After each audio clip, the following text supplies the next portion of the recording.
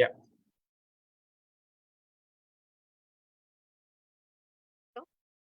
Bueno, entonces como ya estamos en vivo, vamos a dar inicio entonces a nuestro círculo de la palabra del día de hoy, ¿vale? El semillero de vulnerabilidad y conflicto psicosocial del programa de psicología de la Universidad de San Buenaventura, sede Medellín, Extensión Ibagué, les da la bienvenida a nuestros invitados y a los asistentes que a través de la plataforma Zoom y de la página de Facebook del Grupo Cavilando se han conectado al Círculo de la Palabra, las ancestralidades en los procesos de paz y justicia. El círculo de hoy, colonialismo ambiental en el mosaico ecológico de Teotihuacán y las reverberaciones de las luchas por lo común. Para el día de hoy se ha programado el 12º Círculo de la Palabra de nuestra Agenda 2023 para dar a conocer de la mano de líderes, lideresas, académicos, instituciones, experiencias que vinculan las ancestralidades de procesos de paz y justicia en Colombia por su importancia y su inminente presencia en la vida. Extendemos un saludo especial en esta tarde a nuestras comunidades ancestrales. Como invitado y circulantes, les presentamos el día de hoy a Donato Daniel Vadillo Cuevas. Él es licenciado en Psicología Social, maestría y doctorante en Estudios Latinoamericanos. Sería el mismo título, Colonialismo Ambiental en el Mosaico Ecológico de Teotihuacán y las reverberaciones de la defensa de lo común. Donato es candidato a doctor en Estudios Latinoamericanos por el programa de posgrado en Estudios Latinoamericanos en la Universidad Nacional Autónoma de México. Realizó una maestría en estudios latinoamericanos por la misma universidad, obteniendo el premio Arturo Warman, 7ª edición en el 2018, a la mejor tesis de maestría. Es licenciado en Psicología Social de la Universidad Autónoma Metropolitana, Unidad Iztapalapa. Se especializó en área de conocimiento, cultura, procesos identitarios artísticos y cultura política en América Latina. Y sus líneas de investigación son teorías y procesos culturales, construcción de imaginarios, cosmovisiones e identidades, creación estética, arte y política, las críticas a la modernidad, cultura y política, instituciones, interacciones sociopolíticas y políticas culturales, hegemonía y subalternidades. Y como moderadora me presento, yo soy María Fernanda Cabezas Osorio, soy semillerista de investigación de vulnerabilidad y conflicto psicosocial y soy psicóloga egresada de la Universidad de San Buenaventura. Como coordinador de investigaciones de la Universidad de San Buenaventura, Extensión Ibagué, les presentamos al docente Magíster Heyman Dupan Criollo, quien compartirá con nosotros un saludo fraterno para iniciar.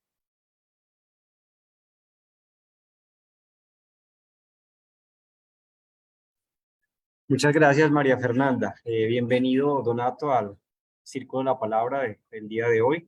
Es un placer para nosotros contar contigo. En este saludo de apertura al Círculo de la Palabra, solicitamos permiso y de igual manera un agradecimiento a los elementales, los 4 elementales básicos que hemos distinguido en las diferentes comunidades ancestrales: el fuego, el agua, el viento, la tierra. 4 elementales que de cierta forma circulan por nuestros cuerpos y circulan por todo lo que implicaría lo que hoy en día Occidente ha llamado el planeta Tierra. Un asunto que no puede minimizarse con lo que decimos Madre Tierra, porque Madre Tierra tiene un contenido simbólico y práctico mucho más amplio para nuestras comunidades ancestrales. Entonces, con ese permiso y ese saludo, y de igual forma lo que tiene que ver con los linajes personales, tanto de ti, Donato, los saludamos, pedimos permiso y agradecemos porque tú estés aquí, y a los linajes también de quienes en este momento asistan a este evento que hemos emitido para el día de hoy. Algo que es muy importante en este momento y que parece ser que es parte de una mirada noticiosa en algunos casos, equivocada en otros casos también, tiene que ver con lo que está pasando en un territorio que nos parece que fuera lejano, pero con toda la información que ha llegado de Palestina, parece ser que es delicado el asunto. Hay muchos asuntos de reclamo frente a Israel, frente a las apuestas militares en la franja de Gaza, y que creo que en este momento no está por demás admitir la solicitud que otros grupos, otras personas, otros países, otros mandatarios han hecho precisamente a Israel para que haga lo propio frente al manejo del cuidado de los derechos humanos y de la vitalidad del pueblo de Palestina. En este sentido, creo que parte de nuestra recuperación de nuestra memoria ancestral ha implicado distinguir lo que de cierta manera aún nos tiene en flagelo, que tiene que ver un capitalismo exacerbado, un patriarcado de igual forma exacerbado, a tal punto que pone en crisis el planeta, pone en crisis la vida misma. Y creo que parte de esto, lo que estamos viendo en este momento en el panorama, después de 75 años, Palestina de haber sido, de cierta forma, expoliado de su territorio bajo otro tipo de proceso histórico israelí, pues creo que denota un asunto importante de atender y que a veces se queda, yo les decía hace un momento, como en el noticia de la hora, pensando que, por supuesto, el ataque de Hamas, que tampoco creemos que apoyamos ese tipo de ataque que hicieron contra Israel, pues deba ser la solución a lo que venía pasando. Entonces también en esa convocatoria hacia la paz, en este momento saludamos al pueblo palestino para darle fortaleza, ¿cierto? Desde muchos países están haciendo actividades de protesta frente a las embajadas, frente a las universidades, con el fin de apoyar lo que implica la pervivencia del pueblo palestino. De esta manera, con el Círculo de la Palabra de Vulnerabilidad y Conflicto Psicosocial, hacemos este acto de hacer este momento de reconocimiento a esa lucha que ha tenido el pueblo palestino desde hace más de 75 años precisamente en ese territorio. Y de igual forma, que sea esta la oportunidad para unirnos, ¿cierto? Para unirnos en una provocación de paz total, dice el presidente de la República de Colombia, y que creo que es una paz que circula en la voz de todos los pacifistas del mundo, incluyendo el Papa, ha hecho lo propio, el Papa Francisco, ¿no? De dar un mensaje para que por favor cesen este tipo de actividades violentas contra, en este caso, los pueblos. Así que nos unimos a ello desde este evento, desde el día de hoy, y frente a eso consideramos que no está por demás que las universidades y las ciencias en cierta forma deban reflexionar, ¿no?, sobre lo que implica la vida misma y cómo este tipo de eventos nos ponen en un punto en el cual creo que vale la pena reconsiderar un destino que a veces futurista nos ha armado el pensamiento capitalista, el pensamiento occidental, sobre todo en eso que se ha llamado neoliberalismo, ¿cierto? Pensar muy bien qué implica esa palabra, qué está implicando para nosotros, y creo que las ciencias tienen mucho que hacer frente a un proceso de reflexión y práctica, sobre todo frente a lo que implicaría la pervivencia de la vida planetaria, la vida de los pueblos, la vida, en este caso estábamos hablando de Palestina, y extendemos lo que pasa en el Abya Yala con todos los acontecimientos de violencia que se han desarrollado en los últimos años. Sobre todo algunos analistas han visto desde el proceso neoliberal. Nosotros como pueblos ancestrales hemos visto eso mucho más atrás todavía. Eso quiere decir más allá del siglo XX, nosotros estamos viendo más de 400 años, ¿cierto?, sobre una expoliación que se ha hecho sobre los pueblos originarios. Entonces, que sea esta la oportunidad para enviar, repito, ese saludo al pueblo palestino y a todos los pueblos que en cierta forma están en una tensión constante con ese tipo de proyecto violento que a veces se ejerce sobre los territorios. Entonces, que este sea el momento para unirnos, porque eso es también un asunto que demanda una espiritualidad, pero no una espiritualidad, no sé si llamarla en ficción, estamos hablando de una espiritualidad en concreto, una espiritualidad que se teje en el espacio de realidades humanas, de los dolores humanos, del sufrimiento humano. Creo que desde ahí hay una espiritualidad de la cual los pueblos ancestrales tenemos mucho que aprender, ¿cierto? Y de la cual creo que podemos ubicarla sobre estos escenarios en tensión que vivimos en este momento en el mundo. Que este sea este momento para poder escucharte. Entonces, Donato, yo creo que María Fernanda va a seguir con la presentación, pero que este sea entonces el momento para que nos sigamos uniendo en estas consideraciones de lucha por la paz, y diríamos en otra lectura también de poder transformar esa resistencia. Leía el día de ayer de un filósofo latinoamericano, Hugo Semmelman, ¿no?, pasar un poco del asunto de la reflexión, de la crítica, de la resistencia, para pasar a la transformación, ¿cierto? De transformar esto que ha venido pasando en nuestros territorios. Entonces, ese era el saludo a nuestros oyentes, a nuestros escuchas, a quienes están con nosotros frente a este Círculo de la Palabra del día de hoy. Pai, pai, muchas gracias.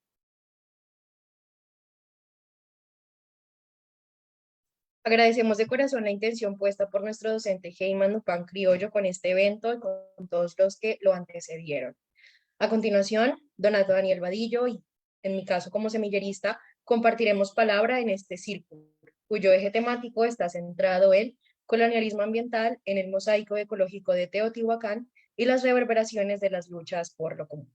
Muy buenas tardes, Donato, profesor Heyman, y buenas tardes a todos nuestros acompañantes, quienes con su presencia han hecho posible la apertura de este espacio que abrimos desde el Semillero de Vulnerabilidad y Conflicto Psicosocial del Programa de Psicología de la Universidad de San Buenaventura. Para nosotros es de vital importancia y de gran valor contar con invitados como ustedes y como, en este caso, nuestro circulante, quien asume su papel de orientador para que nosotros asumamos un papel de cominantes y ciudadanos del mundo. Nos vinculemos, podamos comprender la importancia de nuestra identidad cultural, de la construcción que realizamos en nuestro ser y de nuestro sentir como nuestra fuente de resistencia, fortaleza y vida en las ancestralidades y en los procesos de paz y de justicia. Un país como Colombia está permeado por los ideales de Occidente, por los deseos de alcanzar la globalización acelerada, y a pesar de ello, aún contamos con comunidades que le apuntan a preservar la tradición, los conocimientos, las prácticas y las visiones desde lo ancestral, y que aportan a hilar el tejido de nuestra memoria histórica, desde diversas perspectivas, entre las que se encuentran la que nos convoca con nuestro circulante el día de hoy. Es natural que queramos agradecerles a ustedes que a pesar del rápido devenir del mundo, hoy ponen sobre la mesa su conocimiento y su percepción de la realidad en la que hoy vivimos. Una realidad llena de situaciones, emociones y circunstancias nuevas a las que nos hemos tenido que enfrentar con braveza y pensamiento crítico en los últimos tiempos. Hoy nos reunimos con el fin de unificar los saberes en un conocimiento compartido y que le apunte al logro de la complejidad que como humanos esperamos alcanzar. Para iniciar, con este círculo de la palabra, me gustaría, pues, primero, saber quién es Donato Daniel Vadillo Cuevas, cuál es tu lugar de origen y cuál es la senda que vienes caminando hasta el día de hoy. Hola, buenas tardes. Muchas gracias, Heyman, por la invitación y gracias, María, por esta conducción y la presentación.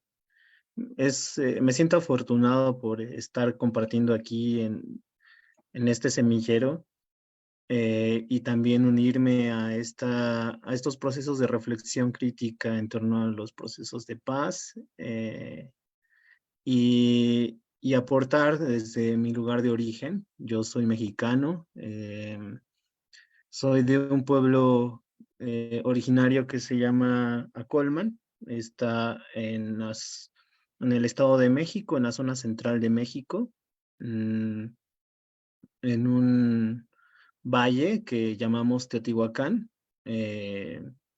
y hace parte de la Cuenca de México. Es un territorio que ha sido influenciado directamente y fuertemente por la Ciudad de México.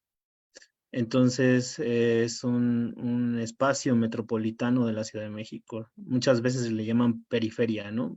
A veces lo uso para referir los procesos de jerarquización que se dan a partir de cierto tipo de urbanización ligada a la reproducción de capital, ¿no?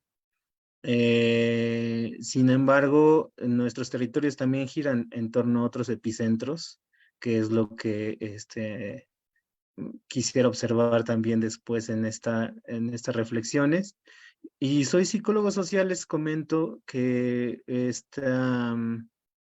mi trabajo ha sido de acompañamiento, también activista, dentro de organizaciones que defienden el territorio en esta zona de la cuenca nororiental del Valle de México.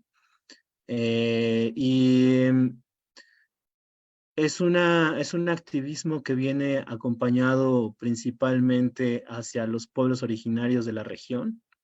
Inicia por ahí del 2006 ese activismo cuando estoy estudiando psicología social y surge la necesidad de reflexionar hacia adentro de mi comunidad cómo han sido los procesos de transformación identitaria de los pequeños productores agrícolas en el cambio de uso de sus suelos, de cultivo hacia otro uso urbano. Y ese acompañamiento también me hace tener un activismo político con un colectivo de jóvenes que se llamaba Equipo Juvenil de Cambio Comunitario, y nos dedicábamos a hacer difusión cultural y producción artística. Principalmente realizábamos un festival por el maíz y la tierra.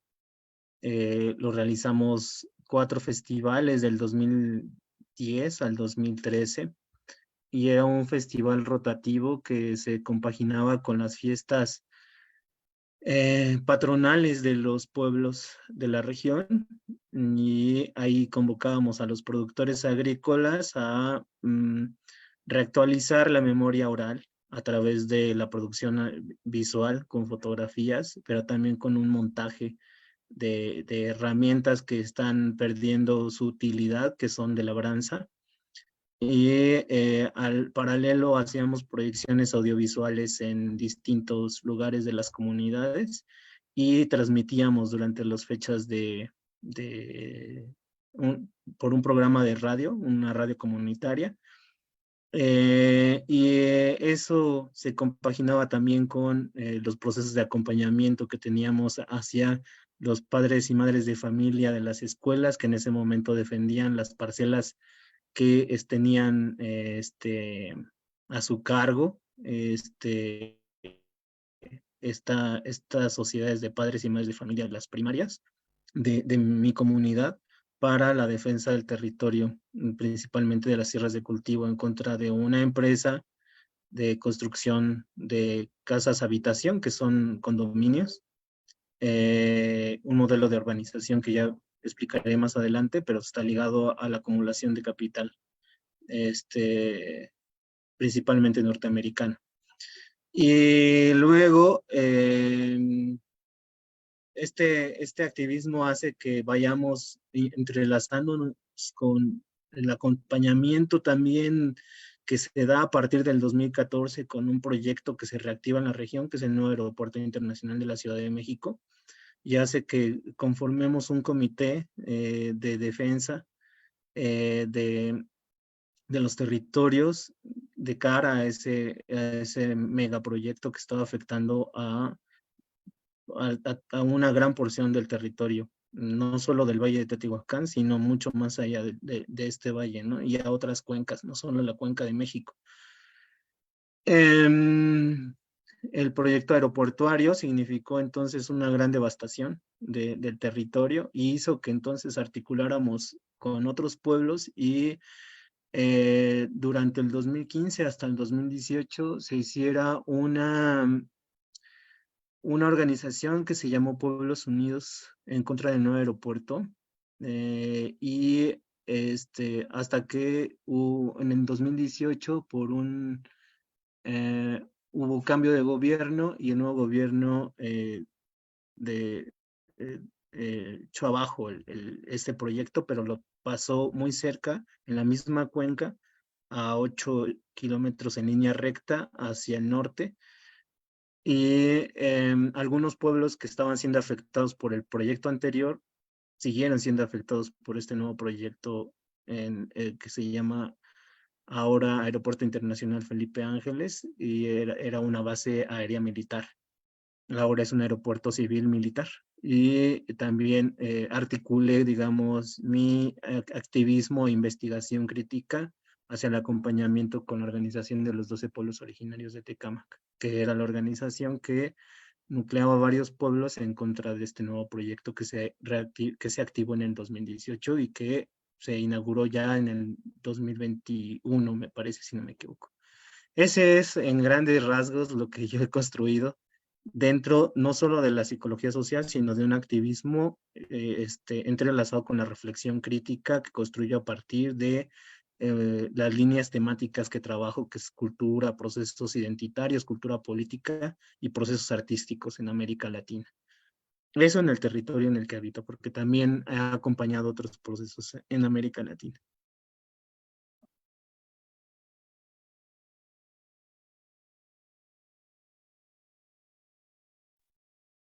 Gracias, Donato Vadillo. Bueno, cuando nos planteaste el título para este círculo de la palabra, es decir, colonialismo ambiental en el mosaico ecológico de Teotihuacán y las reverberaciones de las luchas por lo común, ¿qué es exactamente lo que nos quieres compartir?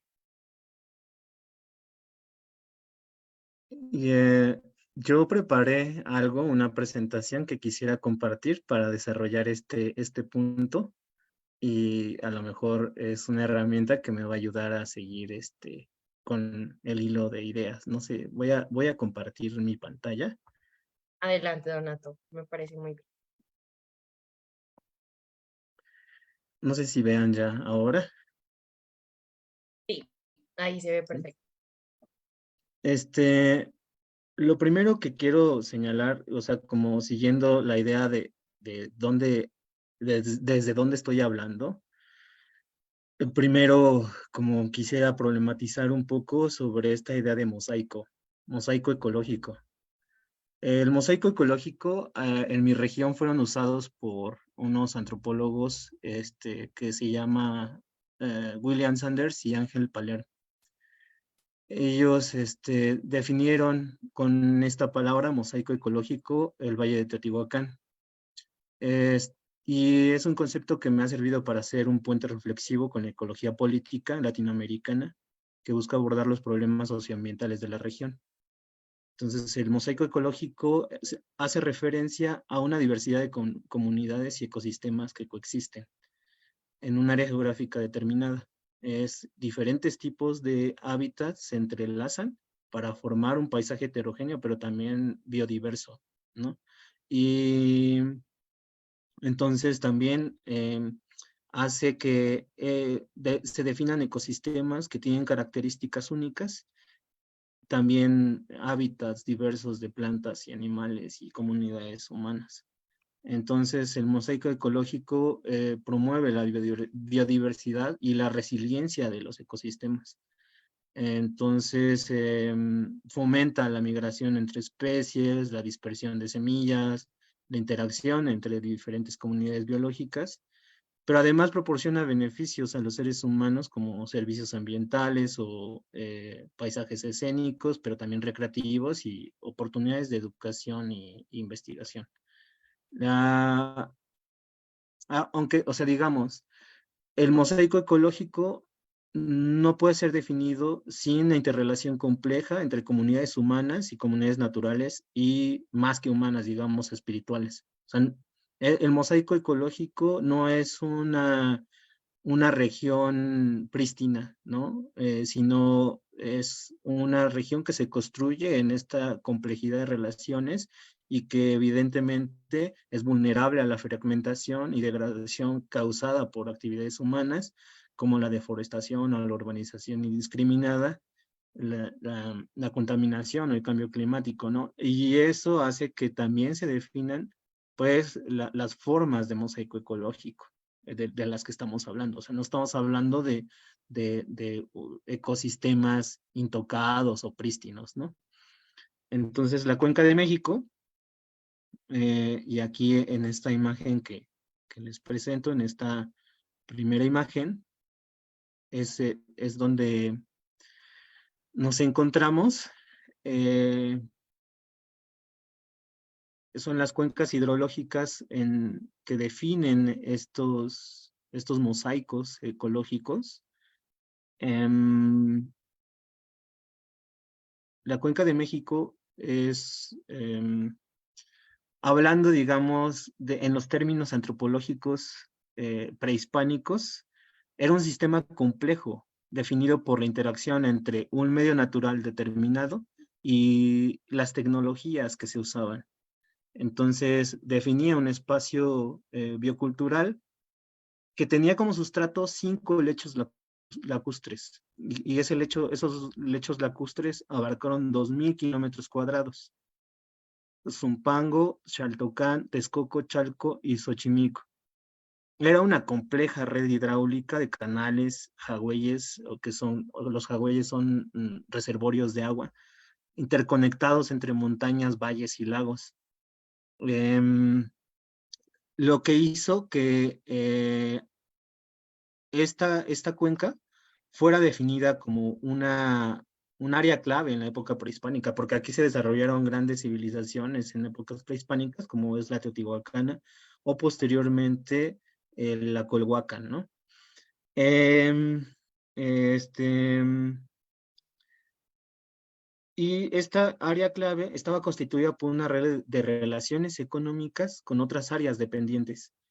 La combinación de estas áreas clave y dependientes fue definida por la arqueología como zonas simbióticas, es decir, zonas de colaboración que es la expresión orgánica de macroadaptaciones que constituyen el fundamento del desarrollo prehispánico mesoamericano.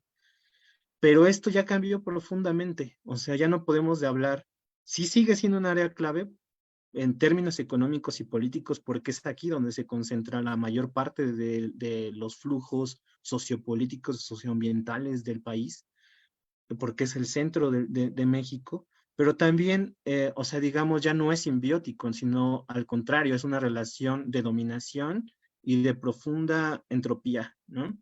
Lo que estamos hablando es que, por ejemplo, para el 2012 en el país, la extracción de agua destinada al uso público y urbano era del 70% al 20% y el 70% correspondía al uso agrícola.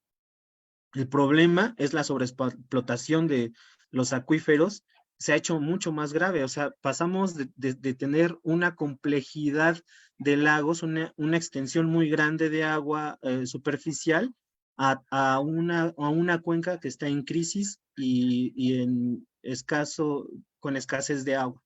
Entonces, se ha pasado de 32 acuíferos sobreexplotados en 1972 a 104 en 2006. Se extraía 60% del agua subterránea, o sea, ya no contamos con agua superficial. Y esta región administrativa es que formado por cinco acuíferos, existe una vulnerabilidad del equilibrio ecológico ante el desordenado crecimiento urbano e incesante demanda.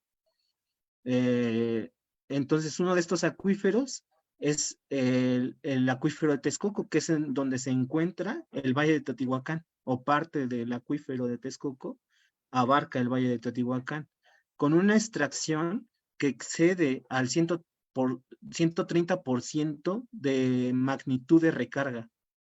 Es decir, que también hay otros datos que incluso no solo dicen que es el 130% de extracción, sino está en déficit hasta el 800% nuestro acuífero. O sea, estamos en un límite irreversible en torno a la crisis hídrica. Y entonces por eso yo les proponía o sea, vemos en el mapa, regresando ahí un poco, estos 5 acuíferos. Ahí está está el acuífero de Texcoco y no sé si vean mi puntero, pero esta región donde yo estoy señalando, hacia Colman, Teotihuacán, San Martín de las Pirámides, Otumba, Ajapusco, es el Valle de Teotihuacán. Y todo esto es el Acolhuacan, es la región, una región biocultural que pertenecemos. O sea, yo tengo raigambre Acolhua. Y aquí vemos que esta es una parte de sierra que se llama Sierra Nevada, que interconecta con los volcanes Popocatépetl y Iztaccíhuatl, el Cerro Tlaloc y hacia las derivaciones de la Sierra Nevada.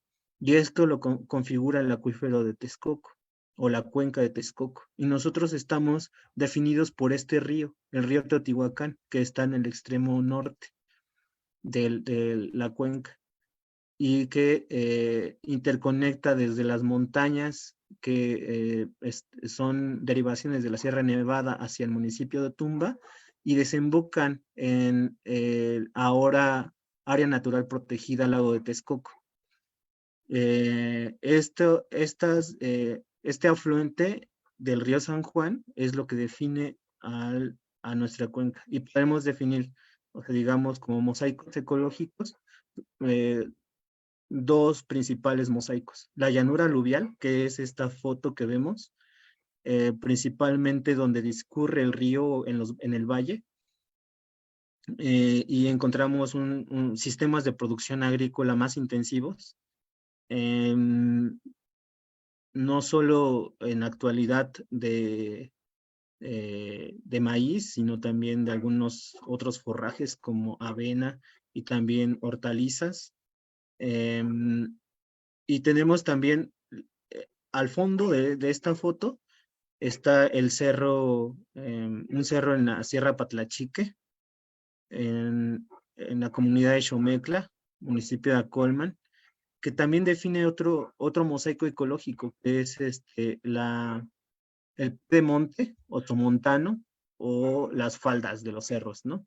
Y ahí lo que tenemos es un suelo más pobre, no tan profundo como en la llanura aluvial, y la producción agrícola es menor.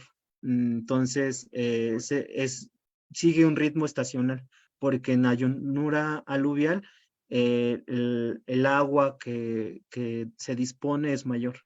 Entonces, hay posibilidades de riego más intensivo. Pero en los pies de monte, no. Eso depende mucho de los ciclos de lluvias. Esta es una foto de mi comunidad, del ejido de Huertas. Y este es otro paisaje, ¿no? Ese ya más es en la parte alta de las montañas. Se ve un suelo ya pobre, ¿no? Ahí. Esta es una zona comunal, y conocida como el Almácigo, en uno de los cerros de la región que se llama Chiconaucla. Y ahí lo que encontramos es principalmente matorral xerófilo. Aunque como ha habido muchos incendios forestales en los últimos años en los cerros. Y eso, o sea, hay hipótesis, ¿no? Pero generalmente el sentido común de la gente obedece a que hay una quema intencionada por parte de intereses de grupos de poder para poder acceder al territorio a la extracción de materiales pétreos, principalmente, bueno, minería, ¿no? Y eso hace que se vean de esta manera los suelos como un poco más devastados, eso es en las partes más altas. Entonces esto va siendo al menos tres mosaicos diferentes. Ah, y me faltaba decir, aquí en la anterior, en las laderas, hay un sistema de producción en terrazas esa es una forma prehispánica de producción, en forma de metepancles. Los metepancles es una relación mutua entre diferentes especies para generar una reciprocidad a la hora de la reproducción entre estas comunidades, ¿no? Por ejemplo, tenemos generalmente un bordo o un tepámil elaborado con magueyes, y que evita la erosión del suelo.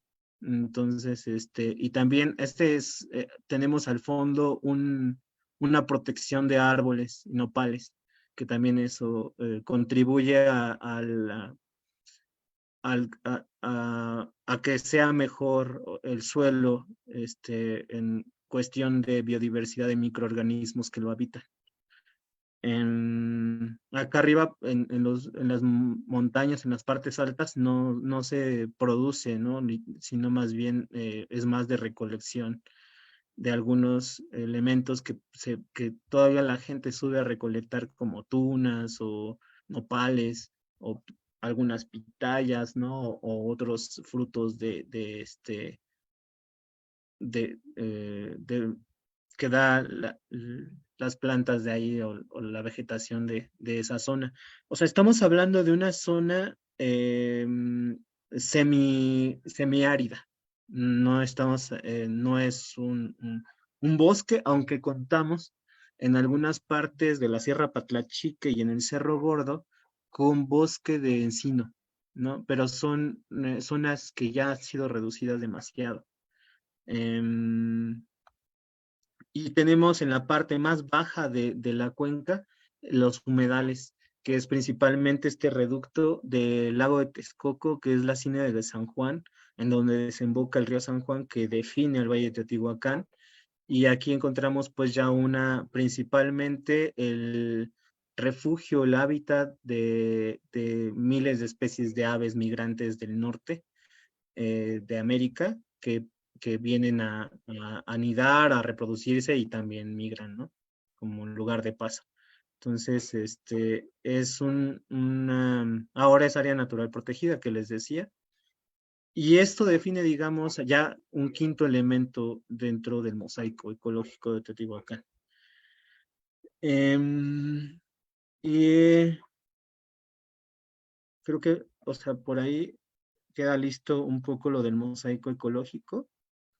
Y ahora, ¿por qué yo les proponía esta idea de pensar en un extractivismo ambiental, un colonialismo ambiental? Eh,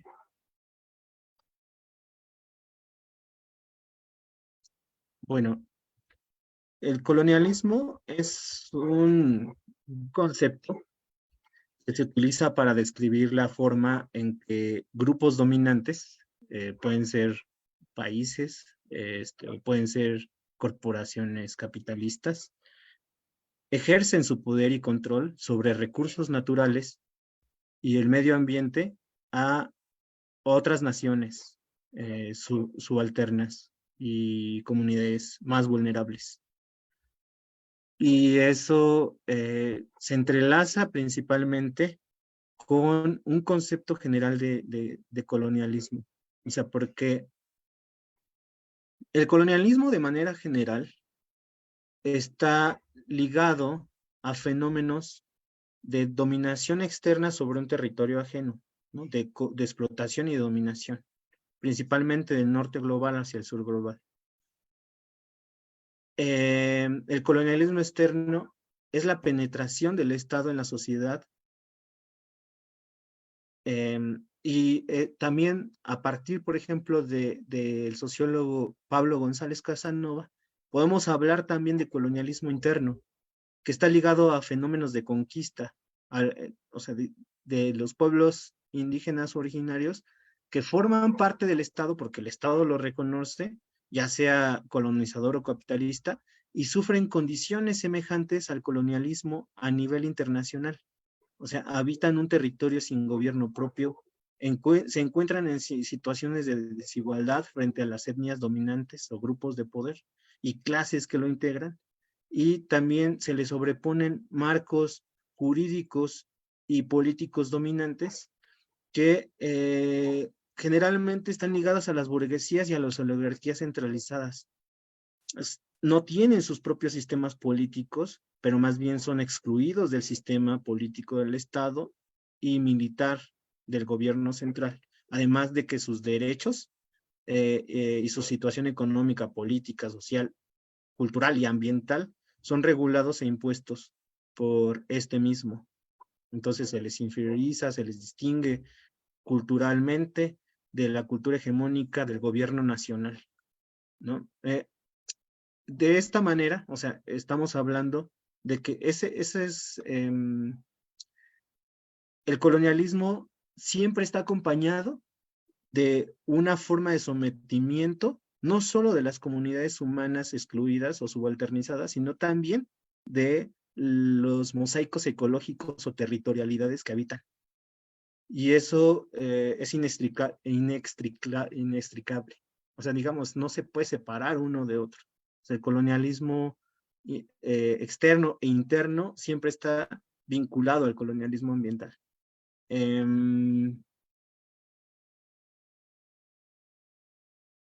Y aquí tenía otras ideas en torno al colonialismo.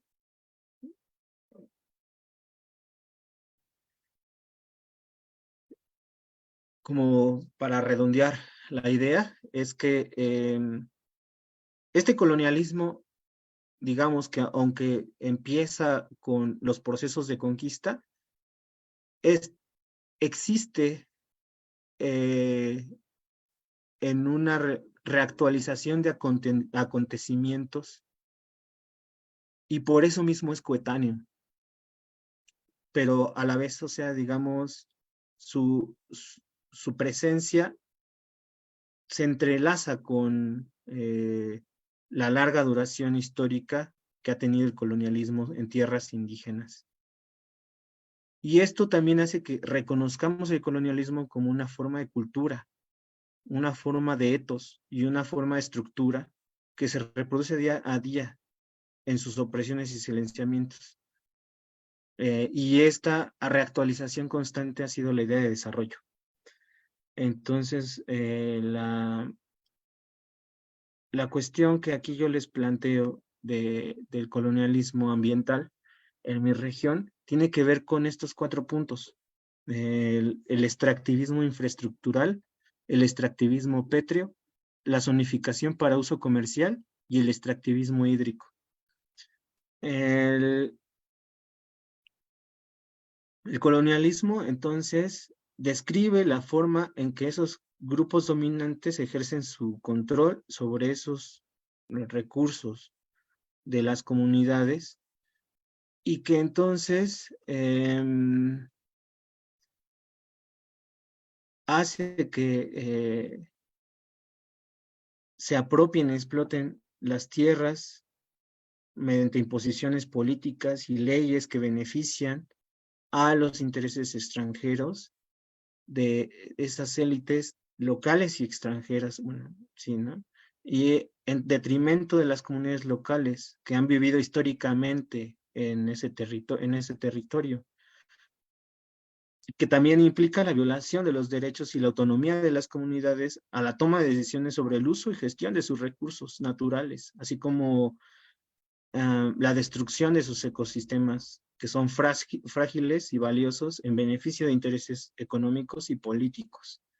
Entonces, el colonialismo ambiental es una manifestación de poder y dominación que se aprovecha del medio ambiente de manera injusta, generando muchas consecuencias negativas a las comunidades y a los ecosistemas afectados. El extractivismo infraestructural, ahí vemos en esta foto, es uno de los ejidos de mi comunidad que en el 2008 empezó su cambio de uso de suelos. En 1994 en México se hizo una reforma al artículo 27 constitucional que hace que las comunidades de propiedad social, principalmente en una tenencia ejidal y comunal, fueran sujetas a cambio de uso hacia privados, ¿no? Entonces, esta reforma neoliberal hacia la tenencia de la tierra hizo que muchas de las comunidades que cambiaran su horizonte de uso agrícola hacia uso urbano. Y ahí vemos uno de los condominios que se construyeron en una de las zonas de producción agrícola, que es el condominio Misión San Agustín. Y hacia el fondo vemos el Valle de Teotihuacán, la Sierra Patlachique, la derivación de la Sierra Nevada hacia Otumba. Y ahí, digamos, hay algunas ideas que quisiera señalar también en torno a esta reactualización colonial socioambiental. Entonces, primero, lo que quiero decir es que hay una relación, una correlación entre el sistema político y la reconfiguración de estos espacios comunes, ¿no?, de producción agrícola. Es la actividad de la clase política sobre el territorio, hay que observarlo principalmente en su producción y consumo en su forma mercantil. Y cómo la sociedad va eventualmente aceptando o rechazando ese marco ideológico como bien general, como producción de resultados de poder. Y en ese escenario es necesario analizar el impacto sobre lo común que existe alrededor de los ejidos, de aquello que garantiza y sostiene la vida de las comunidades. Entonces, para el Estado, el territorio es visto como recursos o suministros para un bien general, ¿no? Supuesto bien general. algunos de mayor valor, los cuales maneja de manera estratégica y centralizada, a diferencia de otros que concede su administración a órganos locales de gobierno. Entonces, en México, las concesiones mineras de oro, zinc, plata, litio u otros minerales estratégicos son otorgados y normados por el gobierno federal, pero en el caso principalmente de la extracción pétrea, de lo que estoy hablando ahorita, ¿no? Que estaba hablando de extracción de piedra, extracción de grava, extracción de cantera, que son utilizados principalmente para las infraestructuras urbanas, eso no tiene una regulación federal, eso tiene una regulación municipal y estatal. Pero claro, también están sujetas a manifestaciones de impacto ambiental que deben incluir programas de rehabilitación del sitio después de su vida útil, antes de la explotación. Dichos permisos, según sea el caso, también está sujeta a consulta previa, libre e informada, de buena fe y culturalmente adecuada, que es problemática porque el Estado reconoce a muy pocos pueblos de la Colhuacan como originarios. Entonces, tenemos en nuestro territorio el 35% de las minas se localizan en territorios de uso social y comunal, principalmente ejidales, que son administrados por núcleos agrarios. Pero como los núcleos agrarios tienen desventajas técnicas, administrativas y financieras y de mercado frente a los empresarios o arrendatarios de esas tierras, que hacen en contubernio con las autoridades ambientales del gobierno y en la actitud del marco jurídico, algunas veces realizan sus operaciones incluso de manera ilegal, van avanzando en la extracción de material pétreo. Hemos registrado más de 210 minas en la región, ¿no? En la zona nororiental. En todo el Estado de México hay 247 concesiones de minería metálica, pero 260 correspondientes a 262,000 hectáreas. En el caso de las explotaciones no metálicas, como es la explotación de materiales pétreos, superan más de 60 sitios. Es mucho mayor la explotación minera de extracción de materiales pétreos. Es llamar la atención un poco hacia los impactos que generan y que obedecen principalmente a concretar infraestructuras para la circulación y consumo de mercancías ligadas al modelo de urbanización. Y en este caso tenemos, por ejemplo, un proyecto que detonó, que ya les venía comentando, que es la construcción del megaproyecto aeroportuario en la Cuenca de México en sus distintas fases, ¿no? Es un proyecto que surge desde 1991, que no se concretó en el 2000 por la fuerte resistencia de los pueblos de la ribera del lago de Texcoco, principalmente del Frente de Pueblos en Defensa de la Tierra, pero después se reactiva en el 2014. Hay una oposición también férrea de los pueblos, que ya también les venía comentando, y en 2018 se echa abajo ese proyecto en el lecho lacustre de Texcoco, pero se pasa al lecho lacustre de Jaltocán. Eso hace que bueno, o sea, digamos, el aeropuerto en Texcoco, que no se construyó, pero que requirió para que el fango, digamos, el lecho lacustre pudiera construirse ahí arriba un aeropuerto, necesitó muchísimo material pétreo,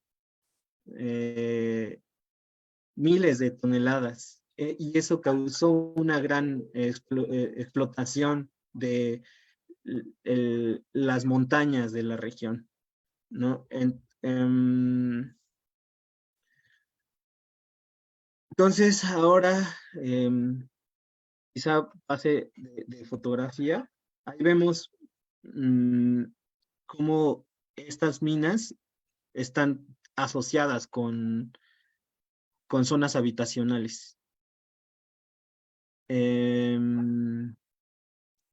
No sé si me detenga más, o sea, como en general esto de las minas, porque es más complejo.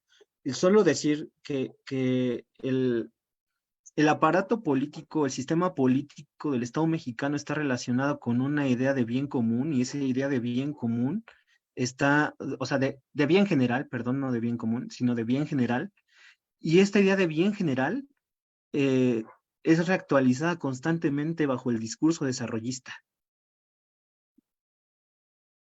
bajo la idea de modernización del país. Y principalmente excusada sobre la derrama económica directa que generan este tipo de proyectos, que generalmente no son para la región, ¿no? Ni para el país.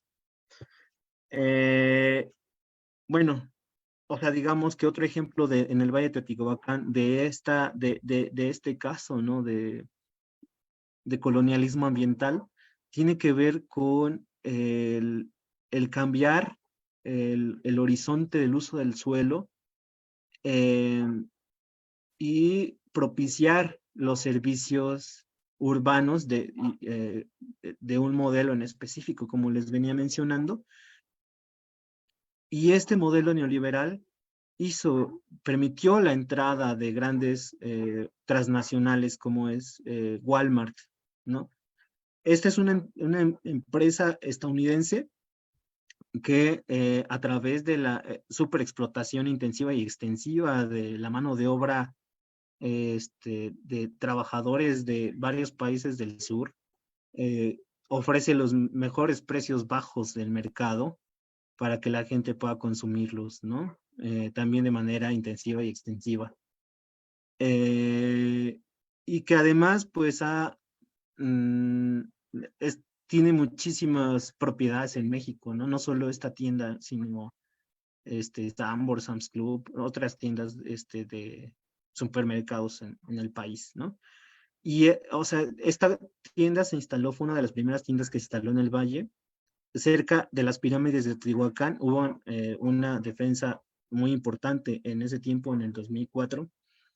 Y ahí donde estaba el Walmart eran campos de cultivo, ¿no? Principalmente alfalfa, que era usada para el consumo de las vacas que tenían los productores de la región, de esa comunidad, de esas localidades.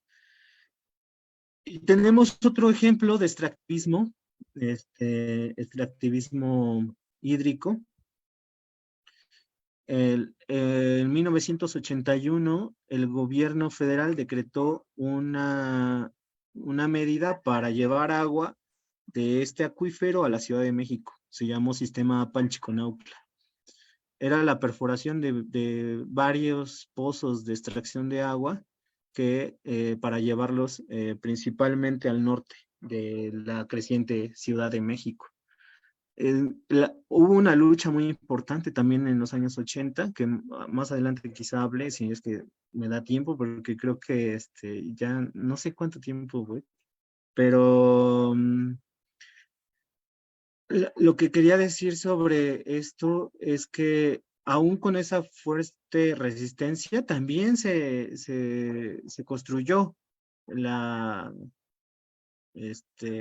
algunos pozos, no dentro del valle, sino en sus límites, ¿no? Pero que también mermó, digamos, al abastecimiento de agua, junto con el modelo agrícola anterior que se usó después de la reforma agraria, o sea, desde 1920 hasta 1990, que existió agua superficial aquí en el Valle de Teotihuacán. Tenemos, pues, o sea, hasta aquí con el colonialismo ambiental en el Valle de Teotihuacán. Y ahora voy a hablar ya, para cerrar, sobre algunas luchas por lo común. Y para eso quiero exponer primero algunas ideas sobre lo común, ¿no? Que es como lo que me interesa también remarcar en esta charla. Hacer comunidad es producir común. Es entonces, en primera instancia, como lo dice una profesora que se llama Margarita Millán, es desnaturalizar la identidad impuesta por la configuración capitalista de la reproducción social y orientarse hacia el sistema de necesidades del sujeto concreto y no del sujeto automático del capital. Es orientarse hacia el valor de uso como fundamento del sistema de necesidades del sujeto comunitario. Entonces, yo hago una crítica un poquito a este concepto.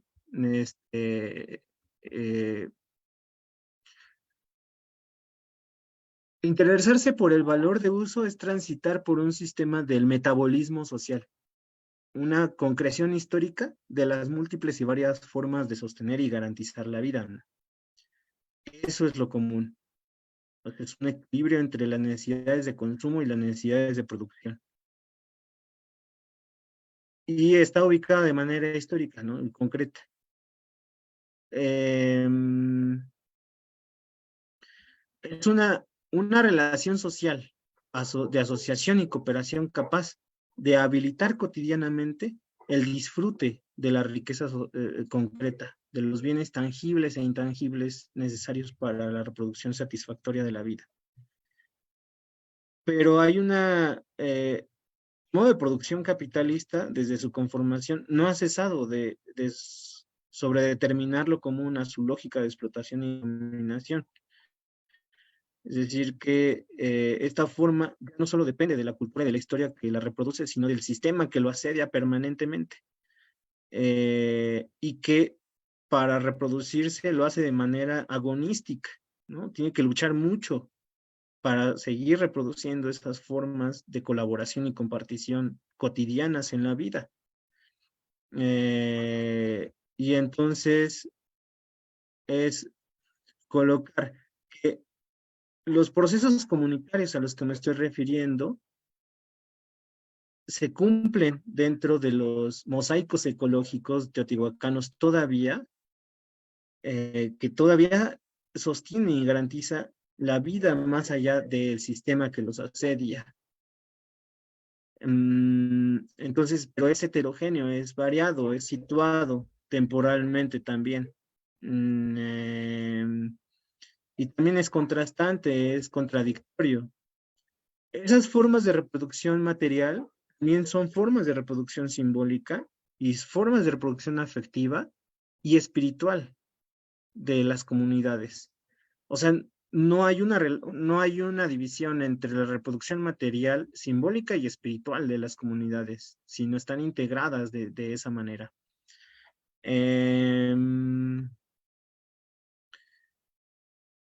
Entonces, las comunidades a las que yo estoy hablando son comunidades reconstituidas, porque por un largo tiempo desaparecieron o se redujeron sus formas comunitarias, ya sea principalmente por el mercado y el Estado, y ante la necesidad de defenderse de las amenazas externas de la población, la población asume la estrategia de recuperar tales formas comunitarias echando mano de su memoria colectiva y de su memoria histórica, que es lo que ha pasado aquí en el Valle de Teotihuacán.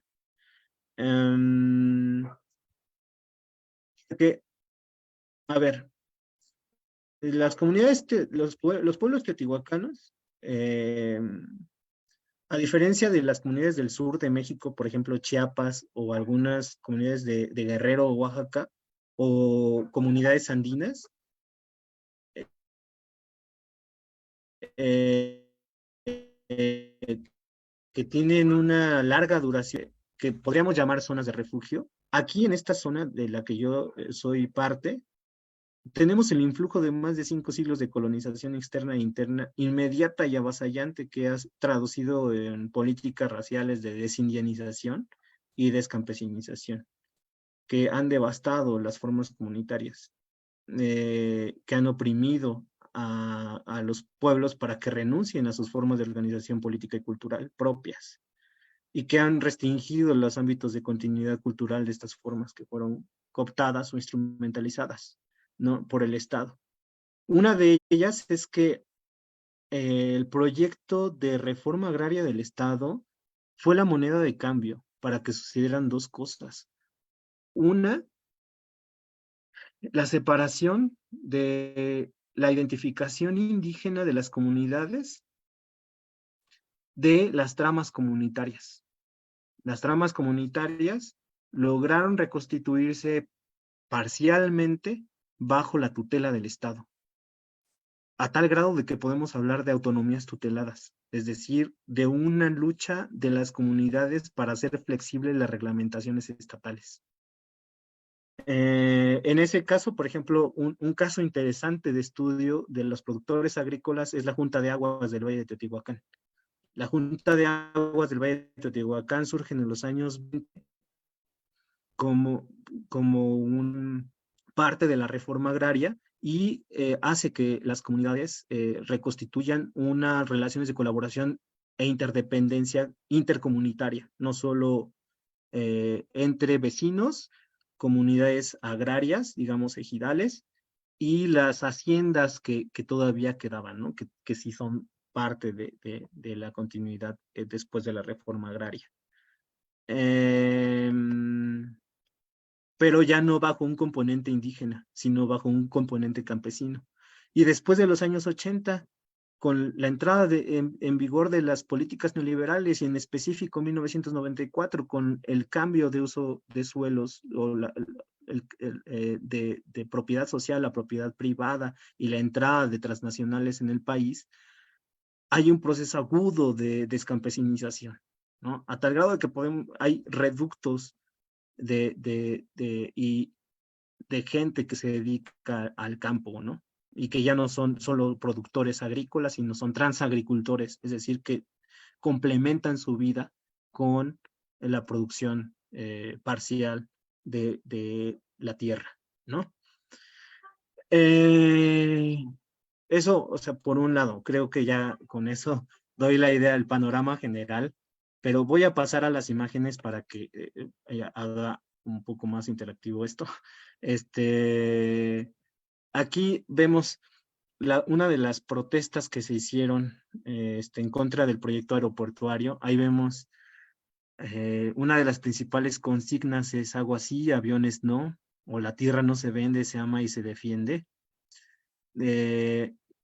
Y que también pues era no querer aeropuerto en ninguna parte de la Cuenca de México, porque ya no aguanta ningún megaproyecto más, en sentido de que o sea, detonaría muchísimos procesos de urbanización y de infraestructura, que además en una cuenca que está sobreexplotada, ¿no?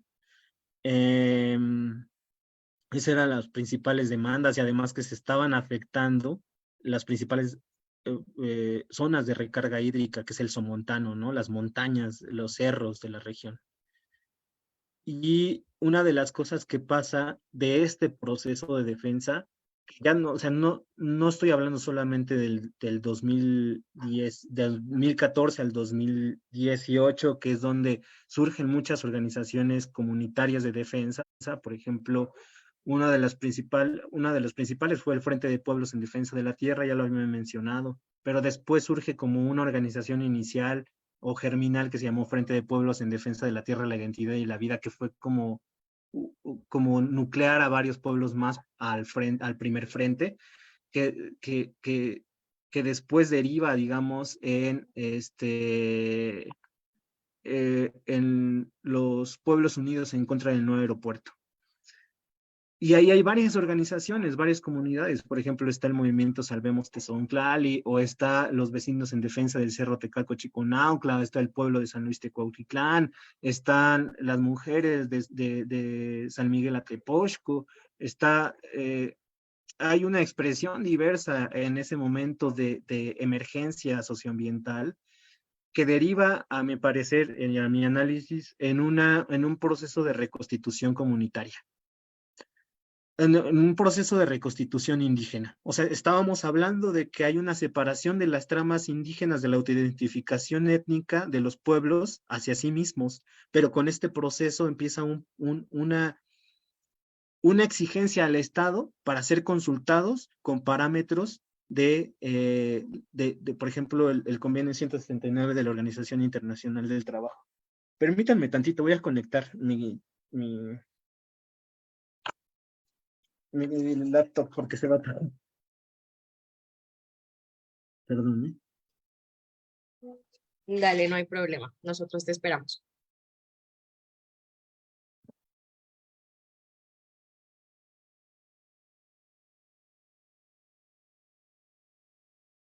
Ya.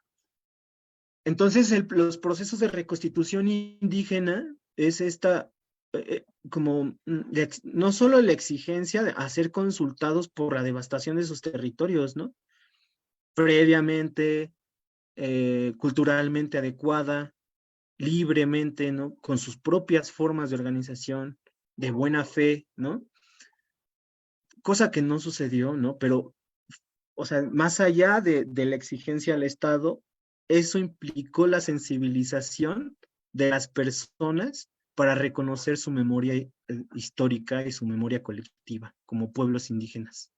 Eso no pasó en todo el territorio, o sea, hay casos específicos, ¿no? Por ejemplo, estoy hablando de San Pablo Tecalco, estoy hablando de San Luis de Cuautitlán, estoy hablando en algunos casos, por ejemplo, de Chipiltepec, ¿no?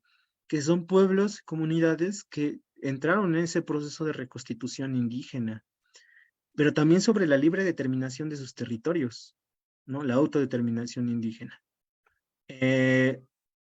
Y como doble proceso, digamos, tenemos una ruptura profunda de los tejidos comunitarios que habían logrado permanecer después de la reforma agraria y que se rehicieron, que ya les comentaba, por ejemplo, la Junta de Aguas, pero podemos hablar de otras cosas, como es el sistema de correspondencias a través de las fiestas patronales o el sistema de cargos que hay en las comunidades y el uso, por ejemplo, de panteones y el sentido de la muerte, los panteones comunitarios y las ancestralidades que se encuentran con las personas que habitan esos lugares, ¿no?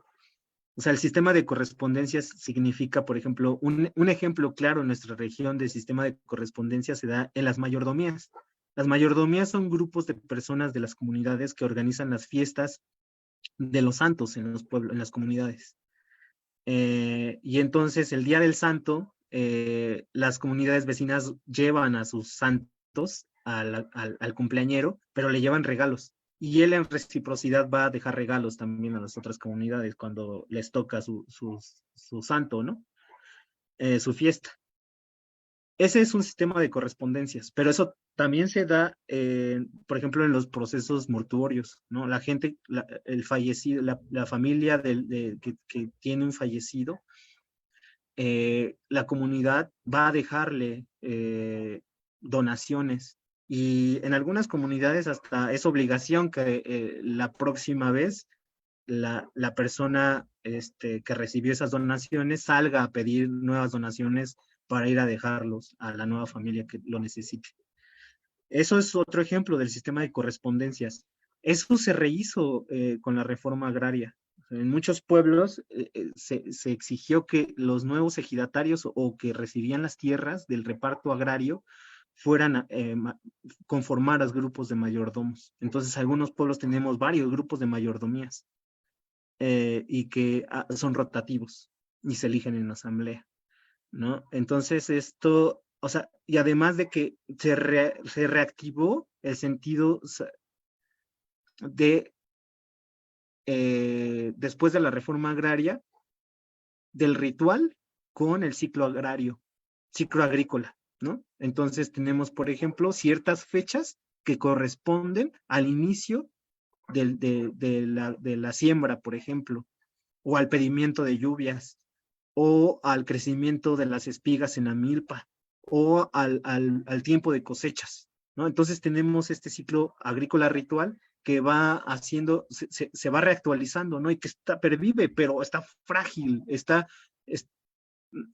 hay ruptura en el tejido comunitario. Y lo que pasó con la resistencia socioambiental en las últimas décadas es que estamos viendo un proceso de reconstitución comunitaria, por ejemplo, las faenas, que es el trabajo colectivo que hacen las comunidades a favor del bien común, o a favor de la reproducción colaborativa y colectiva, de la vida de las personas y de las comunidades más que, de las comunidades humanas y no humanas que la habitan, ¿no? Entonces ahí vemos una foto, por ejemplo, es en la zona comunal conocida como el Almacid, bueno, en el ejido de San Pablo Tecalco, municipio de Tecámac, que es el extremo poniente del Valle de Teotihuacán, como la frontera poniente del valle. Ahí vemos que ante el extractivismo la gente empezó a hacer faenas para construir un reservorio de agua y poder regar los árboles que estaban reforestando, o la vegetación xerófila que estaban reforestando. También estamos hablando de justicia socioambiental con estos procesos. Esta es parte de un documental que realizamos en un colectivo en el que yo pertenezco, que es la Red de Juventudes Teotihuacanas, y ahí lo pueden revisar en YouTube, se llama así, Abrevadero, entonces es un material muy bueno, didáctico, que nos puede dar pistas para hablar de justicia socioambiental. O sea, digamos que el principio fundamental de la justicia socioambiental reconoce que hay problemas ambientales que están estrechamente ligados a las desigualdades sociales y económicas, y entonces busca promover equitativamente los recursos naturales y la gestión sostenible del ambiente, y que está ligado, digamos, con reconocer los conocimientos y prácticas y cosmovisiones de los pueblos indígenas y comunidades locales para la gestión y conservación de de esos bienes comunes naturales, ¿no? Aparte, además, digamos, la justicia socioambiental retoma la idea de autonomía y autogestión, es decir, muy ligado a la ecología política. Supone que la imposición de modelos de desarrollo que despojen a las comunidades de sus tierras y sus recursos, promuevan la participación activa de las comunidades en la toma de decisiones. Sí, en el ámbito de los circuitos de políticas públicas, pero también en el circuito de participación cotidiana de la vida de las comunidades, más allá, digamos, del Estado, ¿no? Y otro asunto que quiero remarcar ahí es la soberanía, la transición agroecológica. En este proceso de defensa del territorio, una deriva es la transición agroecológica que ya está sucediendo en este territorio. La transición agroecológica es como proyecto, como horizonte y como futuro que ya está haciendo. Tenemos que nos permite hablar de soberanía alimentaria como eje central para la producción de alimentos de manera sostenible o sustentable comunitariamente, asegurando el acceso digno a la alimentación de calidad y respetando la diversidad de cultivos locales. Y se opone abiertamente a la agricultura industrial y la utilización de agrotóxicos y transgénicos. Una expresión de esta transición agroecológica en el Valle ha sido un grupo que ha tenido una labor importante, que es Reorigen de Chipiltepec. Ellas y ellos han hecho labores muy interesantes de escuelas campesinas, por ejemplo, o el tianguis de cosechas y producciones locales, y recientemente el primer encuentro de cocineras y cocineros tradicionales. Y bueno, o sea, yo con esto creo que ya fue suficiente para hablar de este tema y por qué lo elegí. Creo que me extendí mucho en esta pregunta.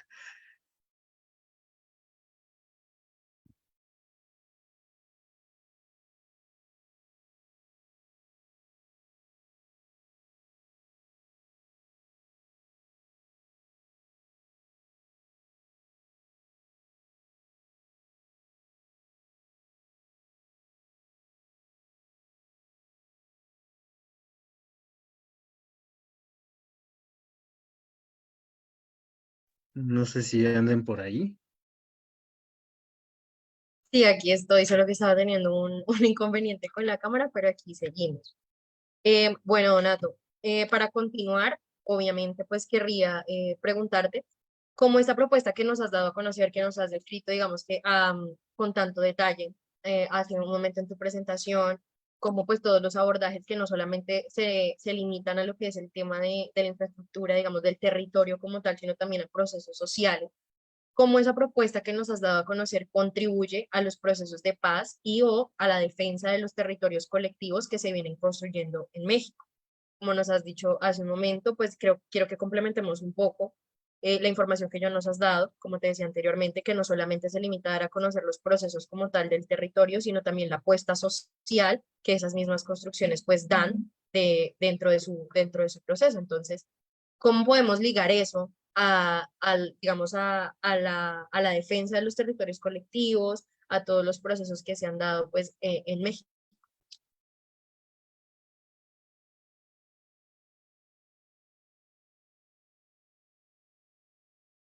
Sí, digamos que reconocer las problemáticas socioambientales ligadas a los territorios implica que pongamos en la agenda la democratización de la política ambiental, ¿no?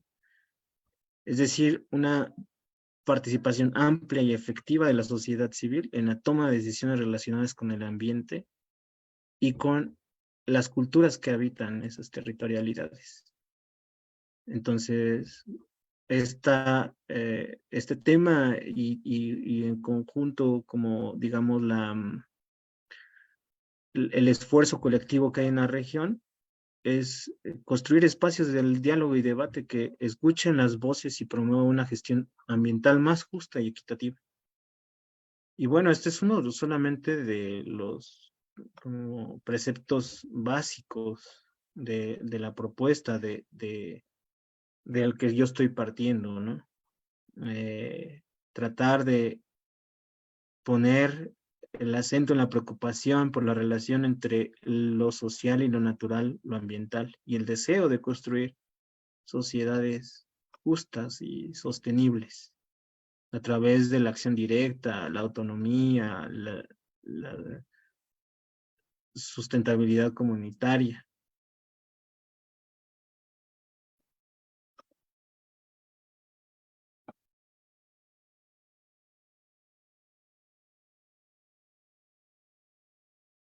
Listo, perfecto. Pues esas serían las preguntas que tenemos pues para como tal efectos del círculo. A continuación vamos a dar paso pues a las preguntas, inquietudes, comentarios o estas adicionales que tengan nuestros invitados. En este caso pues el profesor Heyman ya tiene su manito levantada. Entonces vamos a iniciar con ese espacio del círculo.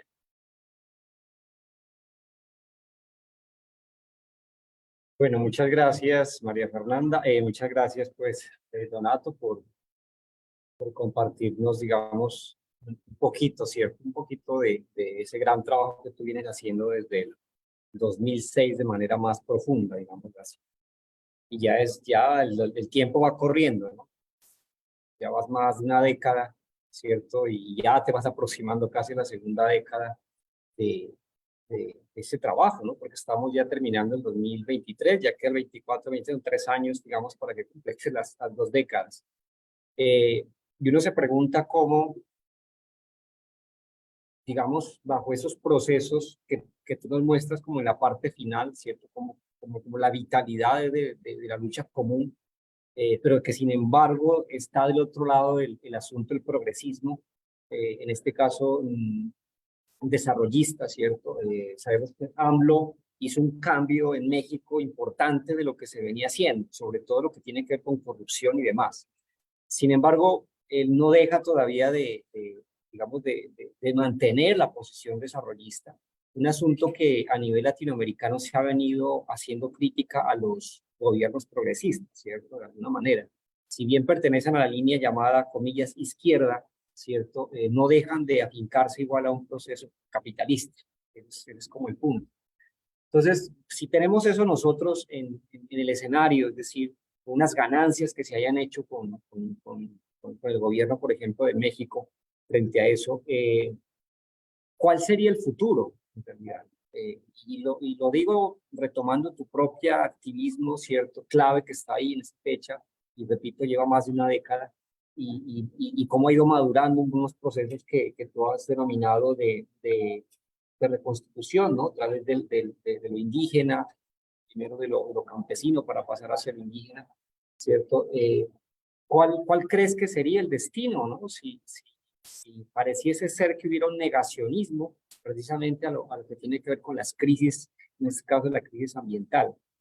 Entonces, ¿cuál sería el futuro de estos procesos colectivos en escenarios donde, repito otra vez, los gobiernos que creemos pues, deberían ser los que pondrían el acento suficiente para escuchar estas crisis, aún mantienen en sus programas, en sus proyectos, la visión desarrollista, la visión capitalista? Entonces, ¿qué pasaría con estos procesos colectivos?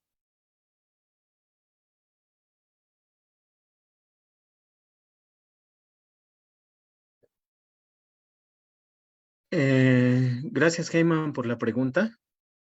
Sí, tratando de hilar algunas cosas quizás sueltas para más que responder, seguir construyendo interrogantes.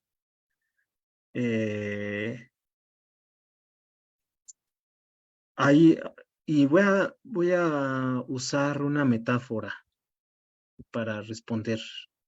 Hay una palabra náhuatl que se llama tequit, tequitquit, y es una forma de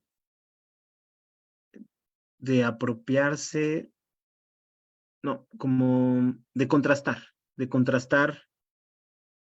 la cultura propia con la cultura dominante y de negociar también los preceptos de cosmovisión propia frente a una cosmovisión ajena.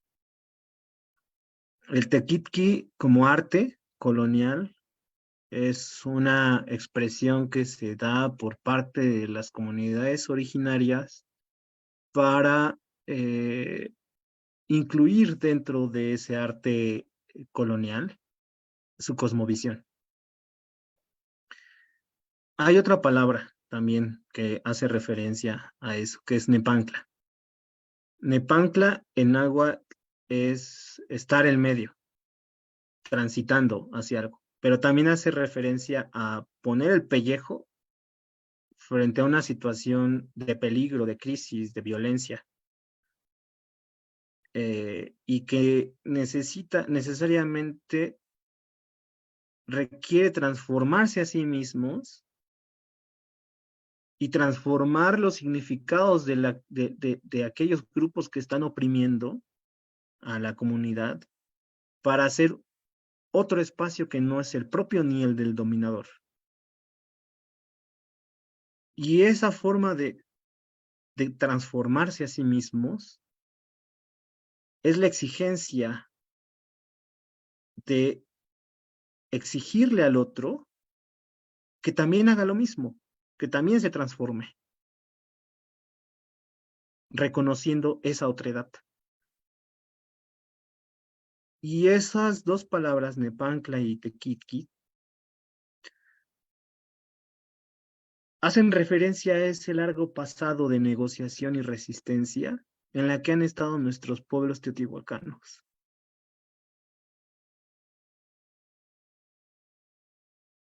Y como una apuesta de mirar el horizonte como si fuera una constelación. Es algo que ya sucede. La luz nos está llegando apenas de esas estrellas. Esas estrellas es el movimiento que generaron las comunidades anteriormente para poder sobrevivir. Entonces, el futuro, digamos, está atrás, tomando ideas del sur, ¿no? Tomando ideas andinas. aquí es más, pensamos más en espiral también, ¿no? Como contraponiendo la idea lineal del espacio-tiempo occidental, pensar entonces ese futuro como constelación de posibilidades. ¿Qué posibilidades están siendo? Es gracias a lo que ya sucedió. Y lo que tenemos como horizonte posible es gracias al reconocimiento, dice un compañero, que es mi maestro además, el reconocimiento de cómo fuimos derrotados. Es reconocer cómo fuimos derrotados, no vencidos, y entonces, ¿por qué? ¿Cómo fuimos derrotados? ¿Y qué podemos hacer frente a esa derrota?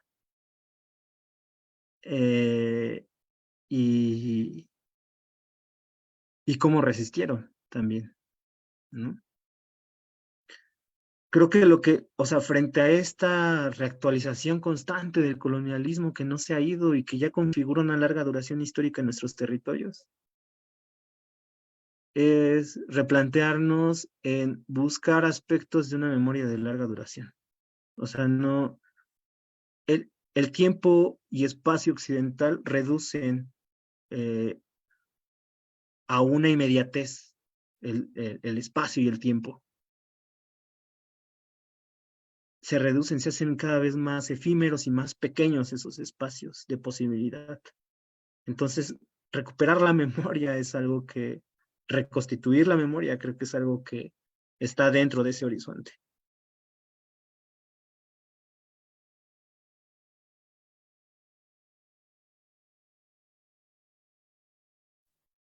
Si te voy entendiendo, Donato, entonces, digamos que nos presentas en la respuesta, digamos que nos pones también en modo lento, ¿cierto? Porque con lo que tú estás terminando esta respuesta, tú dices, parece que estamos atravesados por una temporalidad, ¿cierto? Que hace que todo sea más rápido y por lo tanto efímero. Y si es efímero y rápido, entonces también queremos respuestas rápidas, ¿cierto? Al tiempo. Y las respuestas rápidas siempre dicen, pues debemos seguir con lo que ya tenemos, que es lo que usualmente se hace en lo común. Es decir, ante las problemáticas, pues no hay posibilidad. O sea, digamos un ejemplo, tú nos hablabas, por ejemplo, del extractivismo de infraestructura o de extractivismo comercial, por ejemplo. No, pues, ¿qué vamos a hacer? Ya se instalaron, pues nada, ¿cierto? Ahí se queda y arrinconémonos a otro punto, vámonos a otro punto, urbanicémonos y punto, ¿cierto? Yo creo que es porque no logramos darnos el tiempo, que es lo que hemos podido observar en tu presentación. Y la misma comunidad reconoce que ha sido un proceso, digamos, eh, de tomar conciencia de esa memoria y desde esa memoria empezar a caminar. ¿Sí? De tu exposición y de algunos textos que tú nos has compartido nos han permitido como ir entendiendo eso, ¿cierto? Porque las comunidades, cuando tú las vuelves hacia este espacio y sobre tus informes escritos que nos has dado, tiene que ver precisamente con lo que acabas de responder, ¿cierto? Ha sido saber dónde se perdieron, desde qué lugar se han perdido, y desde ese lugar donde, comillas, se han perdido, recuperar la memoria. Y eso mira que va con la pregunta que yo tenía de cuando tú estabas haciendo las posiciones y que casi que va hilando con eso y no sé si te la vuelvo a hacer y te da sentido lo que te voy a preguntar. ¿Por qué recurrir a la memoria ancestral? Decía, mientras tú exponías todo el asunto. ¿Por qué no recurrir a otras formas? Mira que, digamos que los ambientalistas españoles, digamos, eh, proponen, hacen unas propuestas ambientales y en las cuales no se escucha una narrativa ancestral, se escucha una narrativa científica, ¿cierto? De alguna manera que reconoce la crisis ambiental y hacen propuestas desde la concepción de la naturaleza, pero no se escucha el volver los pasos hacia la raíz en términos totalmente podríamos decir, humanos y no humanos, sino que hacen un reconocimiento hacia la naturaleza en términos de la crisis planetaria y desde ahí hacen un planteamiento al cual debe ser. Entre ellos, por ejemplo, plantearse una alternativa ecológica trascendental, plantearse un proyecto ético, político, ¿no? De lo ambiental, no se reconozca lo ambiental, pero no se oye en demasiado profundo lo que tiene que ver con lo ancestral, como sí se oye de este lado, de acá, en este caso Latinoamérica, y el escucharte yo siento que es ello.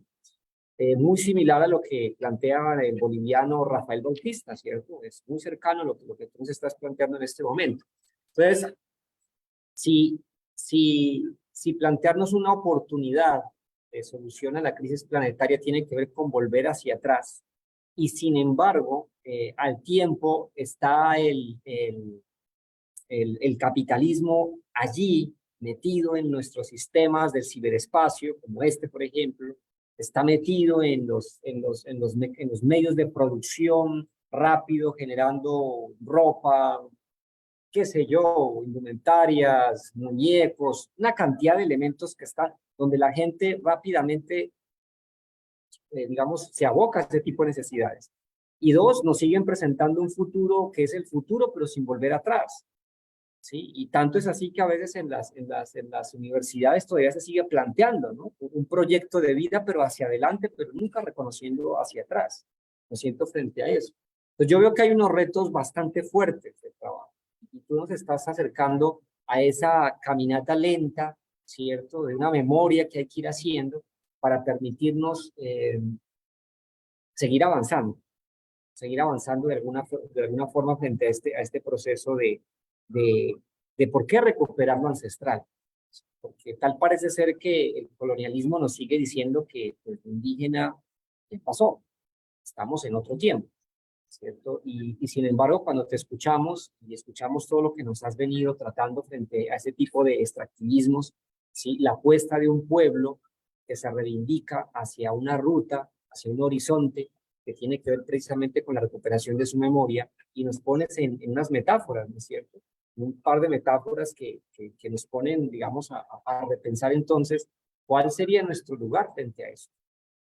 Como abyayalenses, que también nos llamamos a veces, queriendo recuperar un poco ese sentido ancestral de lo que implica este gran territorio, ¿no? Sagrado, frente a eso.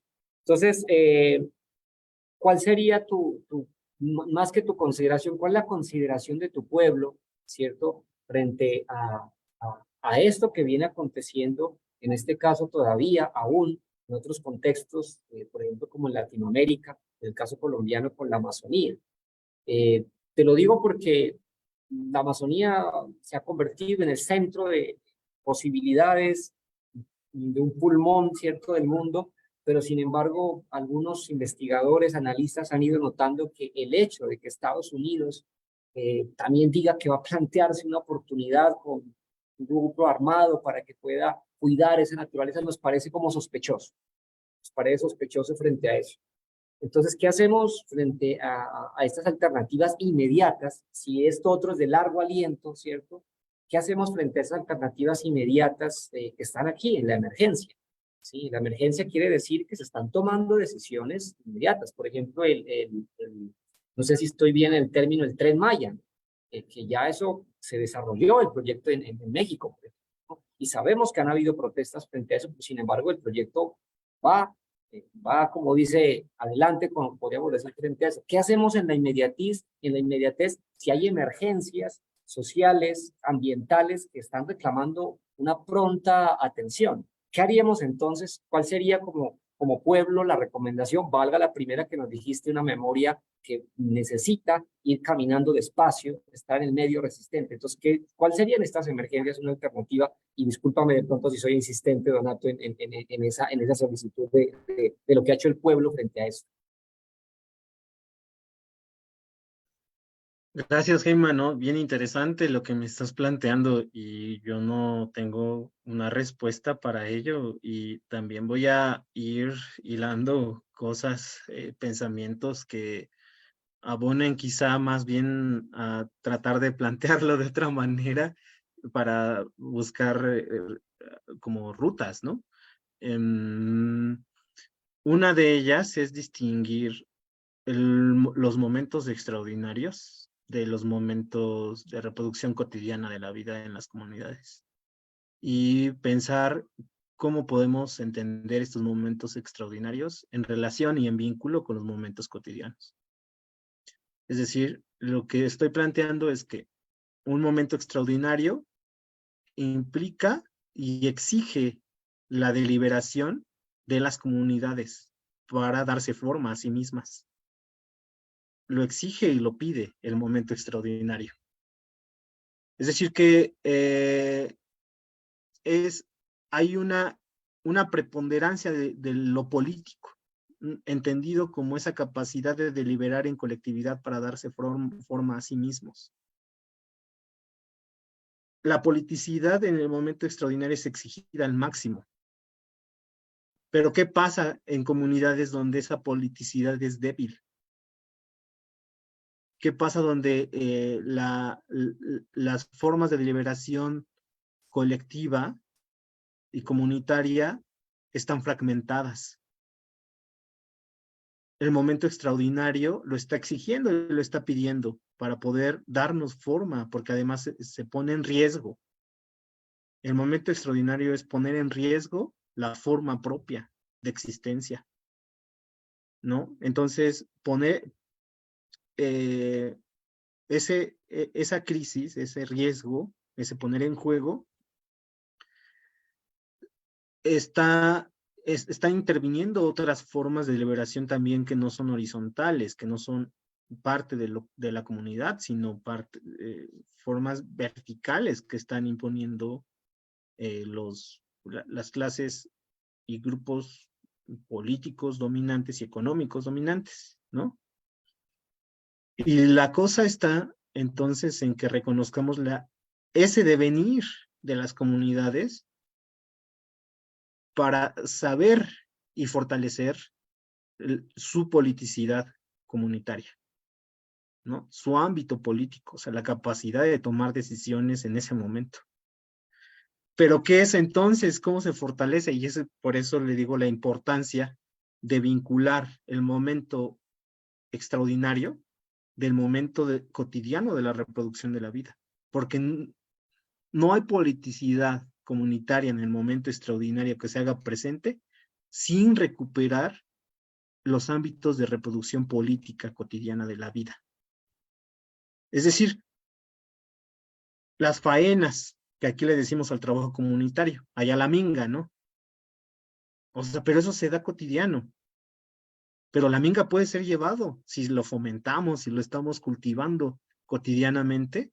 Eso se va a llevar al momento extraordinario como una herramienta política, ¿no? Pero si no, si está descuidada la faena o la minga, entonces ahí en el momento extraordinario nos va a agarrar mal parados, ¿no? O sea, confluye. No hay momento, no hay subjetividad política sin el momento extraordinario, pero ese momento extraordinario sucede porque hay una subjetividad política que se está haciendo constantemente en momentos cotidianos de la vida. Otro momento extraordinario que pone en crisis a las comunidades, pero las mismas comunidades se ponen en crisis, o sea, que no estoy hablando, que es diferente, diametralmente diferente a los ejemplos de colonialismo ambiental, son algunas fiestas y rituales de las comunidades. Son momentos extraordinarios en las comunidades.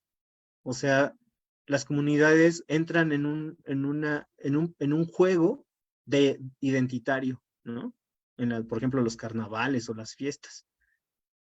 Es un ejemplo en donde la politicidad cotidiana de las personas encuentra su expresión máxima de darse forma a sí misma, ¿no? Y creo que es un ejercicio que constantemente se hacen en las comunidades, ¿no? Poner en juego la vida cotidiana, suspender y retomando, digamos, alguna reflexión que alguna vez estaba sucediendo en el contexto de los movimientos en Bolivia y Ecuador, ahí inicios de siglo, era esta idea de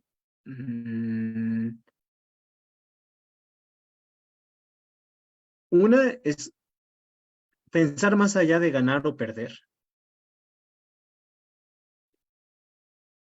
porque a la vez que se gana, se pierde, a la vez que se accede al poder, se vulneran los tejidos comunitarios, ¿no? Por la estructura del Estado.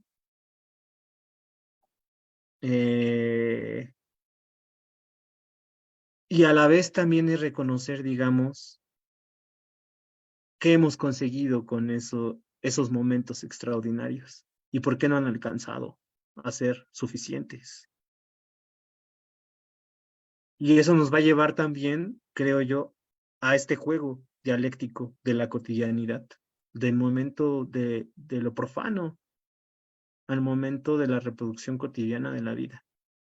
Y cuestionarnos pues a nuestros adentros en esas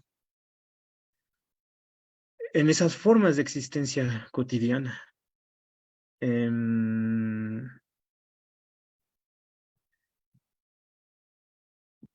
Eso, entonces, pensar que hay una reactualización colonial de la vida capitalista neoliberal que implica la inmediatez de jugar en la cancha del Estado, por ejemplo, para exigir derechos y justicia y paz,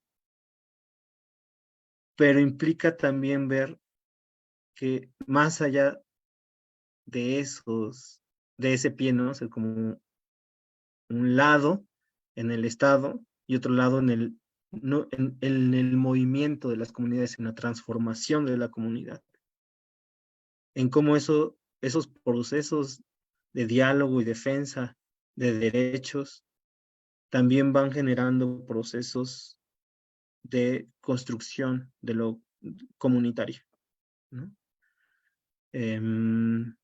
Yo creo que eso sería un poco el panorama que yo veo de esta reflexión que estás haciendo, Heima.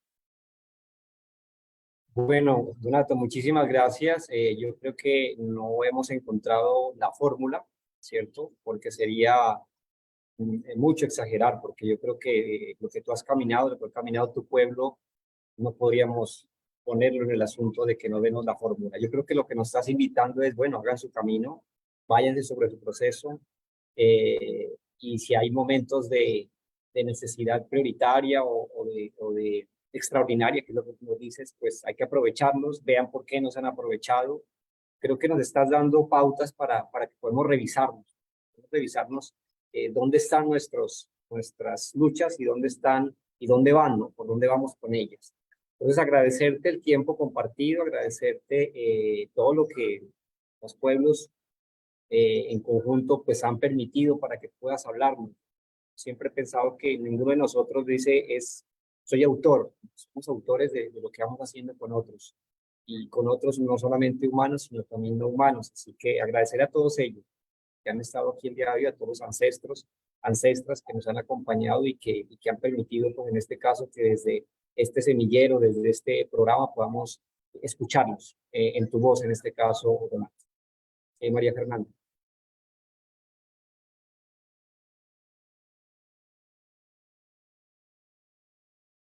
Bueno, pues no siendo más, me gustaría preguntarte ya para cerrar, Donato, ¿cuál es el mensaje que nos dejas para quienes circulan la palabra en estos encuentros que organizamos? Tienes el micrófono cerrado. Agradecer a las personas que nos siguieron y que sigan este esfuerzo colectivo y que es importante reconocer los procesos regionales continentales también para observarnos a nosotras y nosotros mismos como humanos en relación con otras comunidades también de humanos y no humanos, naturales o espirituales, ¿no? Entonces, pues qué más que agradecer este espacio y pues les envío saludos fraternos y vibras pues ancestrales también de esos devenires de esperanza.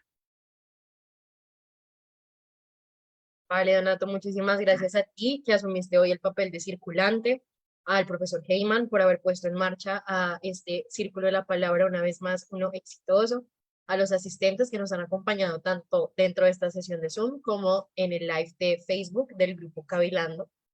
Y pues nada, agradecerte a ti porque pues nos has dado un conocimiento bastante útil el día de hoy, no solamente para nosotros, en este caso como circulantes, sino también como ciudadanos del mundo.